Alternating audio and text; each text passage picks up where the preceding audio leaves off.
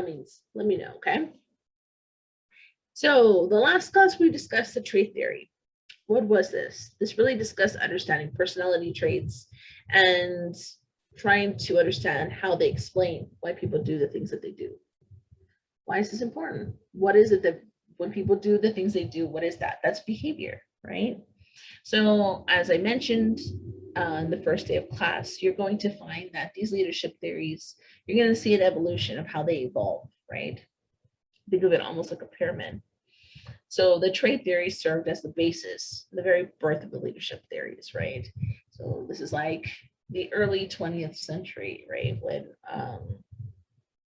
theory X and theory Y, when factories are popping up everywhere and people are really beginning to study what is the most effective way for workers to work in an organization, right? Or the most effective way to produce the best results. But now we're thinking about things like job satisfaction, job enrichment, etc. Okay, so now we're evolving. So no longer are we at the bottom here, we're moving our way up, right? So you're going to see how the paradigms are shifting. So when we talk about leadership and behavior, this is something that became actually pretty popular in the 40s. And here, the style emphasis not only the behavior of the follower, but the behavior of the leader. The idea here focuses on what the leader says and what they do. And really the idea here is that we're trying to find the best quest for to identify the differences in behavior. We're really trying to find out what would be the most effective behavior for leaders to engage in, right? And what is the least effective. So why is this important? Although behaviorists, they focus on behavior, it's more to realize that leaders' behavior is based on the traits and skills, right? Because once it's a culmination, right? It's also important to realize that behavior is easier to learn than it is to change our traits, because a lot of the traits that we have, they're innate, right? So they're really, truly, deeply ingrained in us versus behavior. We can continuously engage in new behavior. Why is this important? Well, our leadership is important because leadership styles are a combination of traits and skills and behaviors that leaders use with the intended outcome of interacting with followers, right? The whole idea here is to influence followers to achieve a certain objective, a certain organizational objective. But really, leadership is important because you have to direct and motivate people. You have to guide them and you have to manage them. This is something that is necessary, right? And a good leader will do this well. Great leaders, they can inspire, they can create social change, they can empower people, they can motivate them, they can encourage them to perform, they can encourage them to innovate. Good leaders teach their followers. They not only bring light to their capabilities, but they teach them to think innovatively, to think for themselves, right? So as behavior was being studied, there were certain type of research studies that were conducted, right? In the effort to understand what is the best type of behavior. Here in the University of Iowa, they found that there's really two types of leadership styles, right? I included another one because this one I feel is very useful. So although there is two in the textbook, there's the delegated one I included, okay? But the whole idea here is that we use these styles to the appropriate type of leader. So for instance, the authoritarian, or also known as the autocratic, this provides clear expectations, right? The leaders provide clear expectations to their followers. Here, the leader is telling the employees what to do. They're closely supervising, and the leader is the one that makes the sole decision, right?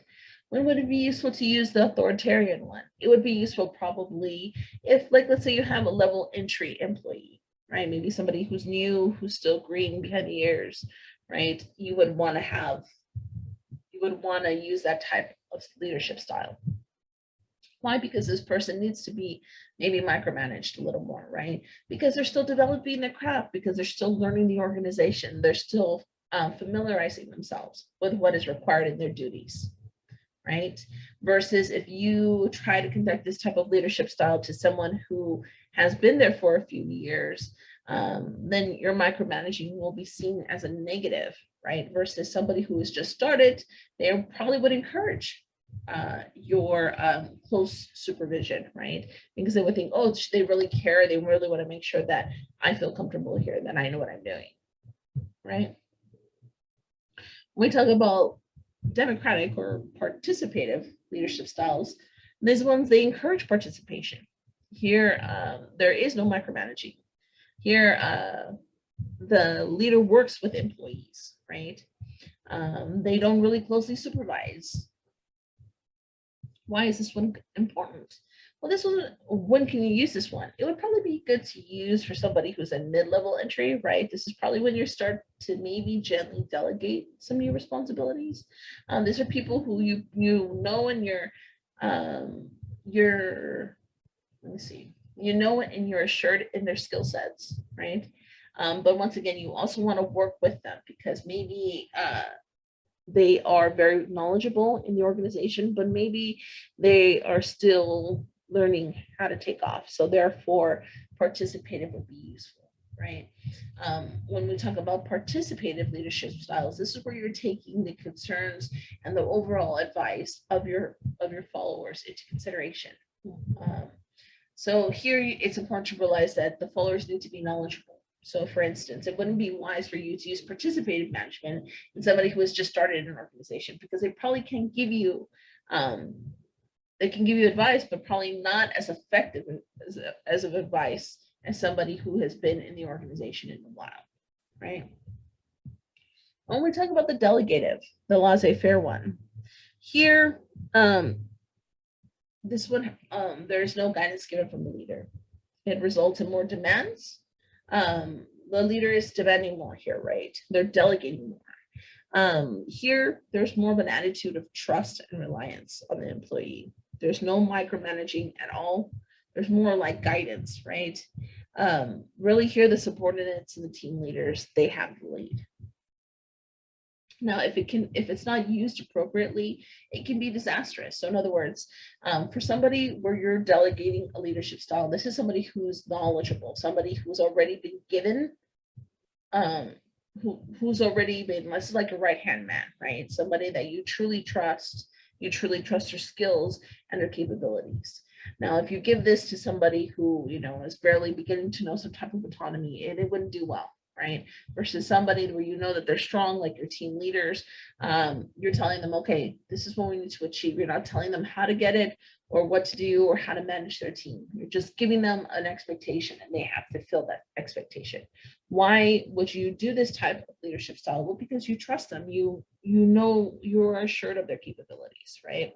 So once again, these leadership styles are useful, but it's important to realize that they are all tailored toward a certain employee, right?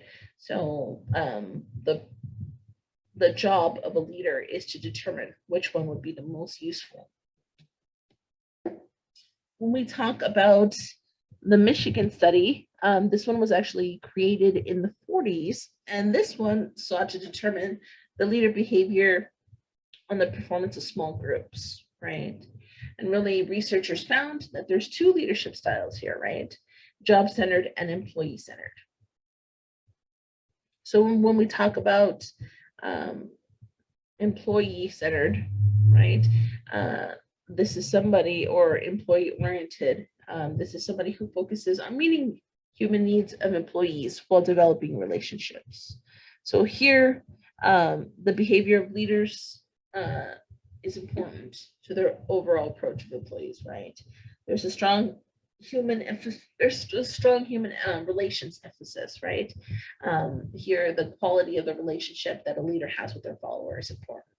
Why is this? Because there needs to be a certain amount of trust, a certain amount of respect given between the two, right? And the more quality you have in that relationship, the more likely that that follower will be dedicated to that organization. So how many times have you felt that your boss just doesn't care, that they're rude, that they don't listen to people? You're less inclined to do more for that organization because you have such a negative viewpoint.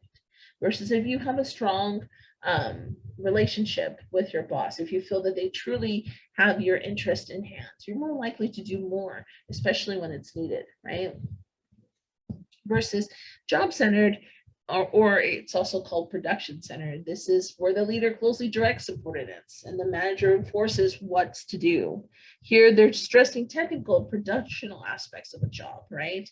Workers are viewed mainly as a means of getting the work done. So I'm somebody who's job-centered. There's somebody who cares solely about the production and not so much about the quality of the relationship.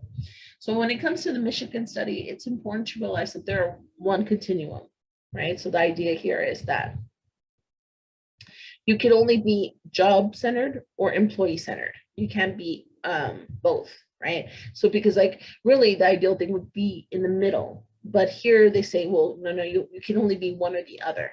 So that means that if you are strong and job-centered, you don't care about people. If you're strong and employee, then you don't care so much about the job. So we're going to see that these studies, they begin to change. Like for instance, the University of Iowa, that one was created in the 30s. This one was created in the 40s, and we're going to continue on, okay? So the Ohio State one, this one was actually created in the 60s. So this one here, you see that it's two-dimensional. So now there's 4 possibilities, okay? So there no longer is it the same continuum. So when I mean continuum, what I mean is like, think of a straight line, right? If we go back to this one, the idea is that employees over here, job centers over here. You can only be on one side. You can't be in the middle, only on one side. There's going to be one that you favor more than the other, right? Versus the Ohio State University one is two-dimensional. So the idea here is that you can be low in consideration, but high in initiating structure, so on and so forth. Okay, so there's 4 possibilities here. We're going to talk about them. So here, the Ohio, it created 2 distinct dimensions, right? One would be initiating structure. So the idea here is focusing on getting the job done. This is the initiating structure, right? Versus consideration behaviors. This is focusing on meeting people and developing relationships, right? Now you'll see that somebody who is on low structure, they can have high consideration as well. So somebody who is low structured with high consideration, this means that they're highly focused on the overall quality of the relationships they have, and they're not as focused on getting the job done. So this would be maybe somebody who cares about the relationships, right? This would be the most effective manager because once again, organizational success, meeting those objectives are necessary. Although it's good to provide the appropriate environment, you want to ensure that you're also getting the job done. Somebody who is low structured and low considerate is like the worst of the worst, right? This is somebody who just like doesn't even care about their job. They're just there because they want the paycheck and that's it. Somebody who's high structured and low considerate, this means that they care a lot about getting the job done, and they don't really focus so much on the relationship that they have with their employees. So here there's low consideration. So in other words, developing relationships is not the high priority on their list. And then lastly, the high structure, high consideration. This is the ideal one, right? You want somebody who focuses on the quality of relationship that they have with their employees. In other words, they provide a good organizational culture, they empower their employees, they care about job satisfaction, but they also are focused on getting the objectives at hand achieved, right? So this is the most ideal worker, right? I would know the Ohio one because this will be on your test, and so will the leadership grid. Okay, so please make sure you put a little star next to this one. So this one was created in the 80s, right? I want to say in 85. Yeah, but it was created in the 80s. The idea here, now you see that it can vary from 1 to 9. So in other words, there's 81 possibilities. But really, these researchers, they broke it down into 5 main types of leadership styles. So the first one is 1-1, which is the impoverished leader. So this is a person who has low concern for people and a low concern for production. Here, this leader is doing the minimum required to remain in position, but so they're really just going through the motions, right? They're very withdrawn and uninvolved with their team. Um, Somebody who is authority compliance, they have a low concern for people and a high concern for production. So here they're placing heavy emphasis on tasks and getting the job done and less emphasis on people. So they focus on getting the job done while people are seen as machines intended to achieve the objective, right? So these are pretty poor quality people, right? A country club leader. This is a leader that has a high concern for people, but a low concern for production. So I like to call a country club person is like someone like Michael Scott. I don't know. I'm sure most of you guys have seen The Office, but the idea here is that there's an episode where Michael Scott, he is the manager of Dunder Mifflin, right, which is a paper company, and he has to fire somebody, and he cannot seem to fire anybody. He because he cares about them all, and he's worrying about damaging the overall relationship that he has with each employee. He's having trouble firing someone. So other employees are putting their input. You should fire such and such. You should fire this person, right? And he even tries to fire one. He tries to fire an employee by the name of Creed, and Creed actually convinces him to fire someone else. And he doesn't, even though he says, "I'm sorry, Creed, you're fired." He's like, "No, no, no, no, no. You don't mean that. You're going to fire this person." And he actually does fire that person. So this is just an example to show that this is somebody who has trouble actually achieving the overall objective, right? Because they want to maintain a friendly atmosphere without regard for production. They try to create a positive climate. They're very agreeable. They're very comforting. Why is this a bad thing? Because once again, a lot of times you may have to do something that is not the funnest thing, right? But part of being a leader is making those difficult choices. And somebody who is part of a country club leader, they're somebody who cannot make those choices, right? They have trouble with it. Somebody who's in the middle of the road, you'll see they're right in the middle. They're the 5-5s, right? So this is a medium concern for both people and production. So here they strive to maintain satisfactory performance and morale. They only do the minimal, right? They're not really striving to be the best. They're not really empowering. Empowering employees to take on new tasks or to grow. Why is this bad? Because once again, this is like a stagnant environment.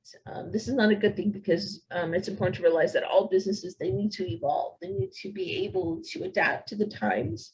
If you do not change your product, you do not change your marketing styles, you will lose business, right? People will eventually tire of you and move on to something else because there's always something better being created. And that's just a fact. It's almost like that saying that if you only do what you can do, you never will be more than what you are. Lastly, a team leader, which is 9-9. This is the most ideal, right? This is somebody who has a high concern for people and a high concern for production. They strive for maximum performance and for job satisfaction. So this is the most ideal one. So motivation and leadership. Why is motivation important? Because pretty much everything that we do is based on motivation. On the actions, the tasks that we take, the challenges that we endure is intended for motivation. But really the idea here is that motivation is a process. There's certain steps that have to be taken. And this is really what dictates whether you continue to gauge that motivation or not. So for instance, need. You have to have some type of need. So let's say that you have bills that you, or let's say you need a job. That is your need. What is the motive? Why do you need that job? To pay your bills, right? So what is the behavior that you're going to endure? You're going to show up to work, right? What is the consequence? Well, you're going to get that paycheck in your hand either once a month every other week or bi-weekly, right? Depending on the job. And then once you receive your money, that is your reward, right? You're going to decide whether you're satisfied with it or dissatisfied with it. So for instance, if you think they're going to make $2,000 every 2 weeks and you only make $1,200, you're probably going to be dissatisfied. You're going to think, I worked too hard for this little bit of money. So therefore I am going to quit this job and find something else, right? That is the feedback. This is where you're determining in your mind if it's worth it. If it is worth it, you're going to continue on with this process. So once again, I just briefly want to mention that like traits, motives, they cannot be observed, but you can observe behavior and infer what the person's motive is, right? And that's the whole idea here. Some needs or wants, they really motivate your overall behavior.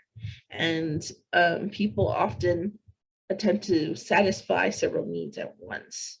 So this is the reason why it's so important to consider something like this, right? When we talk about content motivation theories, these focus on explaining and predicting behavior based on our overall needs. As I'm sure you know, the primary reason why people do what they do is to meet their overall needs, to satisfy them, right? So the theories that we're going to talk about, they really consist of studying those needs and trying to understand them. So for instance, the hierarchy of needs. This one was created by Maslow. Here the idea is that we have unmet needs, and this is where motivation sources from, right? Here you see it's a pyramid. So we have to meet each of these basic needs in order to eventually reach self-actualization. And this is really like the epitome, right, of all. This is where you're truly satisfied. Unfortunately, self-actualization is something that is a continuous struggle, right? Because there's no such thing as having the perfect life.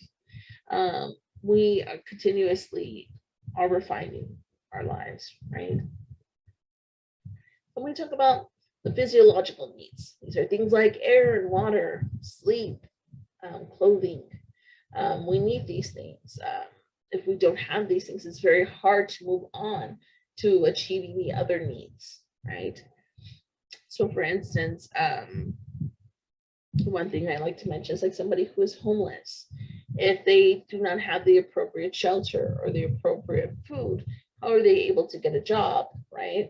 They don't have the appropriate clothing. How are they able to get a job? Often you'll find it's really hard for somebody who is homeless to get back on their feet because if they apply for a job, they have to have a number that they can call, or they need to have an address they can put down on their application. And often if they don't have those things, they can be discriminated against, right?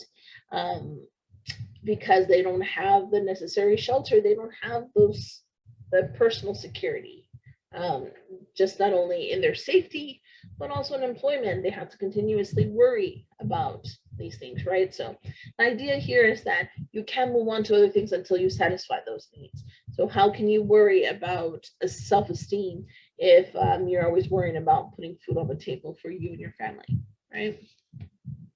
So if once our physiological needs are met, then safety needs come in, right? And things like personal security, job security, your overall employment, your health, etc., right? Because for instance, somebody who is hungry is probably not concerned with their, let's see, like their overall dental health, right? They're just probably concerned about getting the food needed, right? Or they're concerned about, I don't know, whether they're taking enough vitamins, because the idea here is that they need to take care of what's needed right now and worry about the rest later. Once you meet safety needs, then comes love and belonging, right? Things like friendship, family, there's more intimacy here. So if you feel like you have a credible job, you're able to grow more, you're able to create friendships, right? You're able to feel more comfortable in the situation that you are in.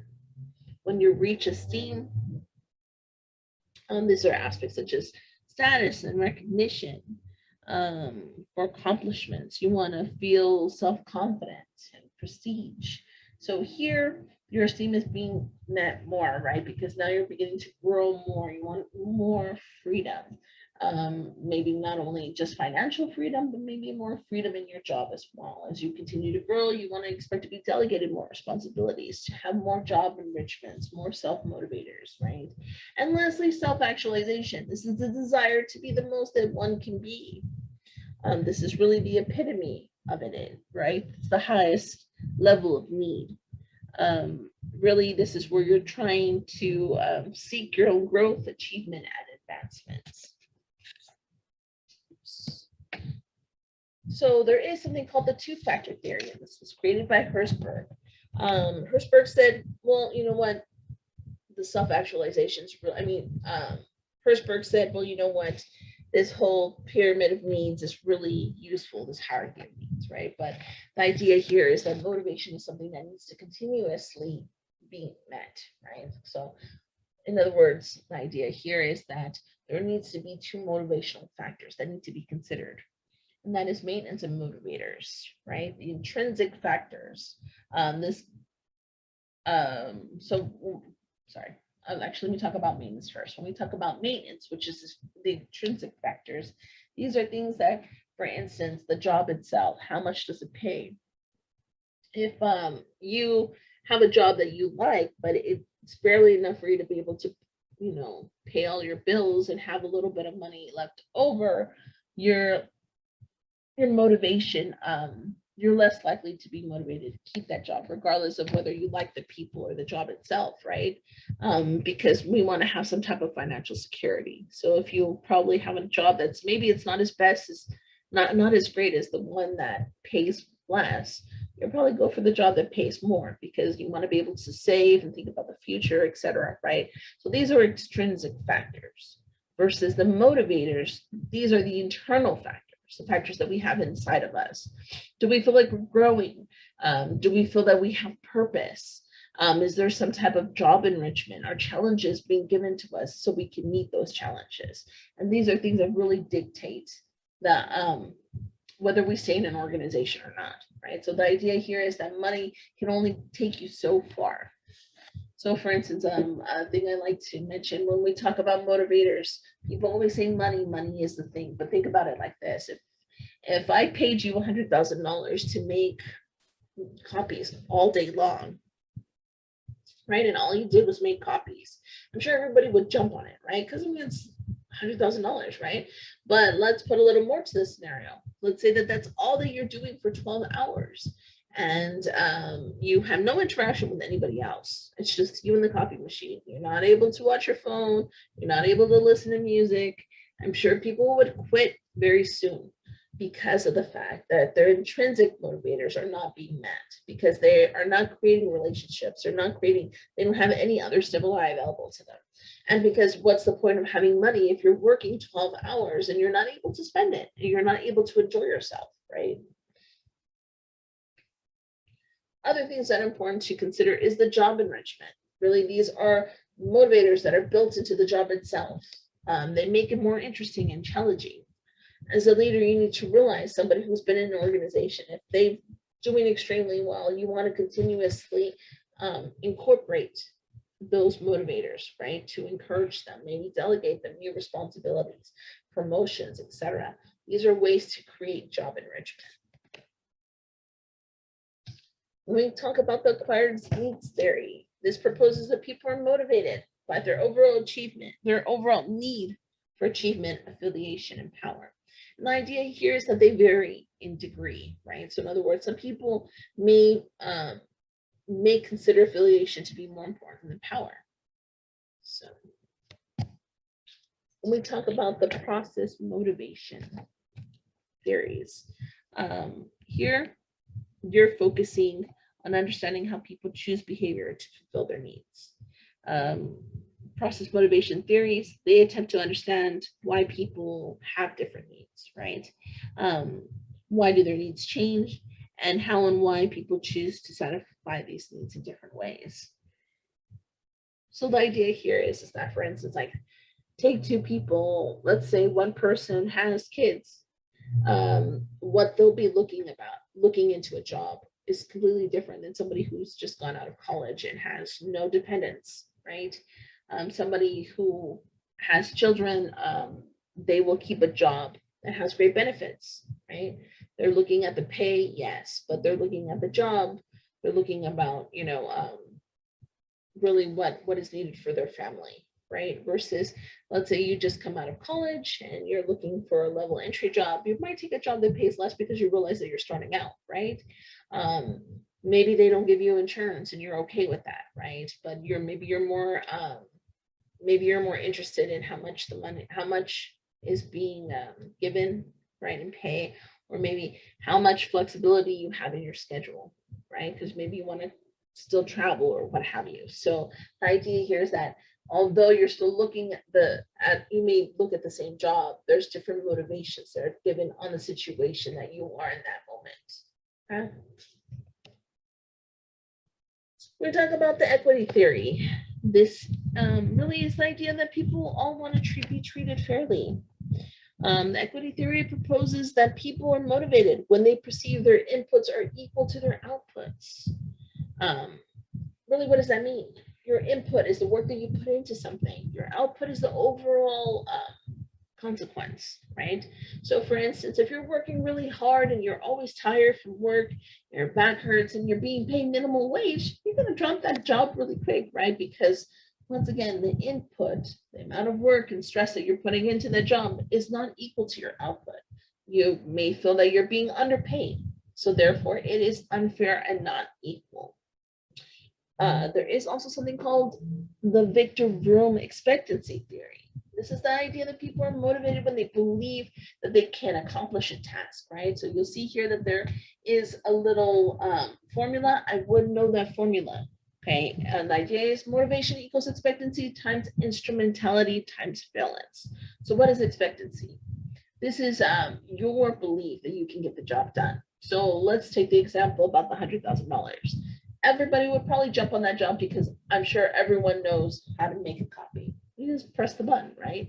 But if I had you doing, I don't know, physics all day long, I'm sure that more than half of us would choose not to. I would be part of that half, right? Because there's a lot of math, there's a lot of theory in there. I might be like, no, I don't know if this is for me, right? Especially if you feel that you are not going to be able to achieve that task in the best outlet, right? So if you feel that this is something you're going to always strive to, you always have issues with, you feel that you just can't do, it's just too much, you're probably going to be more likely to step and say, no, this is not the job for me, right?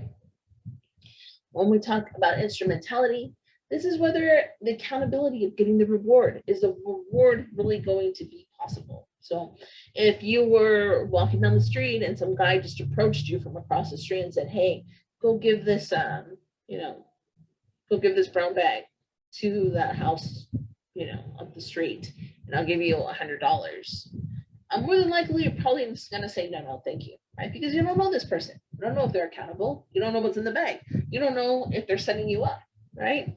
So once again, you don't know if that reward is available. Versus if you go to an organization, think about how much trust you're putting into that organization. You're gonna work for 2 whole weeks, right? Because most jobs, that's how it works, right? You work and you only get paid you don't even get paid really. You have to wait because most pay dates, right? They'll skip a pay date so that way you can they'll pay you the next week, right? So the idea here is that you're almost working for free, believing that eventually you will get your reward, right? So there's a lot of trust that's put into that. So you want to make sure that the person that you're working for, the organization you're working for, is credible. And lastly is valence, and this is in regards to whether is the task worth it? Is the juice worth the squeeze, right? So if you feel that the job and the duties are just way too much for the amount of pay given, then you're going to equate that it's not worth it, and therefore you may be more likely to decline. When we talk about the goal setting theory, this proposes that specific and difficult goals motivate people. You really don't have to know this. This is not on the exam, but the reason why I like to encourage this one is because this is intended to help really solidify your goals, right? It's intended to help organize your overall objectives, because how many times, everybody has to have a list in their head, right? These are things that I want to accomplish.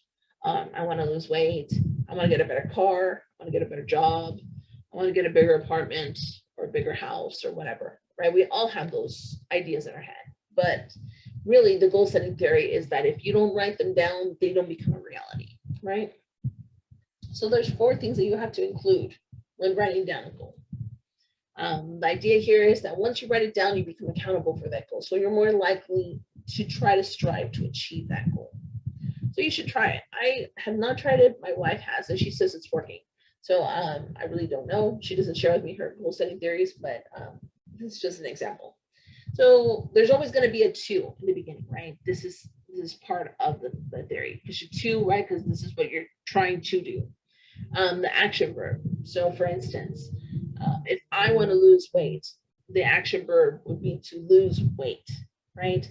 Now you have to give a specific and measurable result, right? Because how can you determine whether you achieve the goal or not without that? So in the specific and measurable results, I want to lose 20 pounds, right? That would be 20 pounds. I'm very specific about what it is, right? I want to lose 20 pounds by, and then your target date. You have to be very specific. So I want to lose 20 pounds by December of 2021. So therefore, I realize that I have 2 months to get my butt into gear and start working out. Okay. So that would be an example of a goal setting theory. So this is not mentioned in your textbook, but why do I mention this? Because we are going to be talking about B.F. Skinner, right? We're going to be discussing his reinforcements, his schedules of reinforcement, right? And I think it's important for us to understand what operant conditioning is. So if you look at the little cartoon, you'll see the light goes on. I pull the lever, the food comes. It's a full life, right? The idea here is that we are continuously being conditioned, because we are susceptible and influenced by things around us, by our environment, by what people say, by the things that we observe, by the things that we hear and see, etc. So what is operant conditioning? This is the idea that our behaviors produce consequences, and they really dictate how we're going to behave in the future. So what is the law of effect? This is the tendency for behaviors leading to desirable consequences being strengthened. Right? So in other words, if we do something and it turns out to be favorable, we're more inclined to do so. And the opposite, if we find something that leads to undesirable consequences, we're less inclined to achieve or to emulate that action, right? Because we don't want to endure those undesirable consequences. So take, for instance, a picture. Here you see the rat. He realizes that if he pulls the lever, the food comes, right? This was actually an experiment done by Skinner, where he would purposely not feed the rats the appropriate amount of food. So according to their weight, he would actually feed them less than. So they were always hungry. So why did he do this? Because that strengthened the need. So therefore encouraged their motivation, right? So once they realized that when pulling the lever gave them food, they knew that this was a positive outcome. So therefore they were always inclined to pull the lever, right? Versus if, let's say, that the lever would have shocked them, they would be less inclined to touch that lever. So the association between them touching the lever and would be weakened, right? Because they would know, if I touch that lever, I'm going to get shocked. So these are the type of reinforcements that B.F. Skinner came out with, right? This is positive reinforcements. This is really encouraging the continued behavior through aspects such as reward. So for instance, let's say that you're trying to give a positive reinforcement to your team. Maybe giving things as simple as recognition, praise, maybe promotions. Let's see, time off, increased status. These are aspects that are considered to be positive reinforcement, right? They encourage the continued behavior by offering attractive consequences. So the idea here is that if you are, if an employee is doing well, you want to encourage that employee to continue to do well. If the employee feels that they're not being noticed, they'll be less engaged and therefore less inclined to continue with their overall performance, right? We talk about avoidance reinforcement. This is also seen as a negative reinforcement. Here, rules with punishment for violations, they're designed to get the employee to avoid certain behaviors. So really, this is almost serves as a deterrent, right? This is like the warning. Don't show up late for work. If you show up late for work 5 times, you will be fired. Don't steal because you will be fired. These the rule book, the handbook, whatever it may be, whatever procedures you enforce. These are the avoidance reinforcements, right? They're intended to encourage people not to engage in that type of behavior. Punishment. This serves to provide an undesirable consequence for undesirable behavior. The method of punishments can include things like taking away privileges, not harassing, sorry, taking away privileges, maybe probation, reprimanding them, writing them up, firing them, right? Why is punishment important? Well, punishment is the actual action of doing something when someone does something undesirable. Punishment is something that should not be used regularly. Please keep that in mind, okay? But it is important that if somebody does violate the rules, that they are held accountable for them. Because once again, as we've talked about in class, as we talked about in the article, when you do nothing, you actually are saying something, right? As I mentioned before, managers and leaders, they live almost like in a fishbowl theory, right? The idea here is that they are continuously being observed whether they realize it or not, right? You are continuously being watched, and your lack of action sets a precedent. Other people will see that, and they may misconstrue it and think, oh, this person is biased. They like them better. This person, doesn't care, so why should I care? They're being unfair, etc. Right? So you don't want your followers to think that of the leader, right? So this is the reason why the punishments should be given accordingly. But once again, as I mentioned, you should try not to punish all the time, because when you punish all the time, let's say that you punish people for the smallest infraction, it's important to realize that people may hold resentment against you, right? And therefore they will lose engagement in that overall organization. They'll be less inclined to do more. And when we talk about extinction, this attempts to reduce or eliminate undesirable behavior. This is not really a great thing, because you'll see that with extinction, if, like, for instance, given the example as we mentioned with positive reinforcement, right? Let's see, somebody's doing really good, they have improved dramatically, or maybe they're the very best. If you don't show some type of positive reinforcement, then extinction will happen. If somebody is working really hard and yet nobody seems to realize it, they're going to less likely be engaged with that action, right? Another example would be like withholding a reward. So let's say, for instance, that you work as a salesman and you work on commission. Now, you're a really great salesman. You're very encouraging and you do great with your sales. And then one day, maybe the organization you work for says, I'm sorry, guys, we're not going to do commissions anymore, but I still expect you to do the same that you do. You're probably going to be less inclined to try to convince somebody to buy a car, right? So maybe you'll give them the information, answer whatever questions they have, be friendly like you've always been. But no longer are you pushing them like you used to. Like, let's see you in that car today. You look great in that car. Let's see you take off in the lot, right? Because it serves you no purpose anymore, because that reward has now been removed. So therefore, it's weakening the overall, their overall interest, right?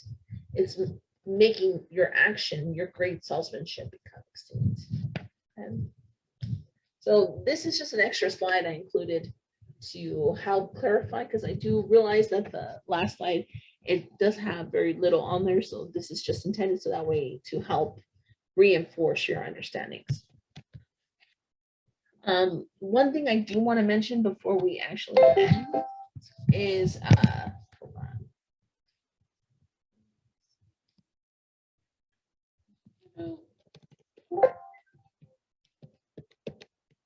One thing I do want to mention is that it's important to realize that although reinforcements are good, they have to be continuous, right?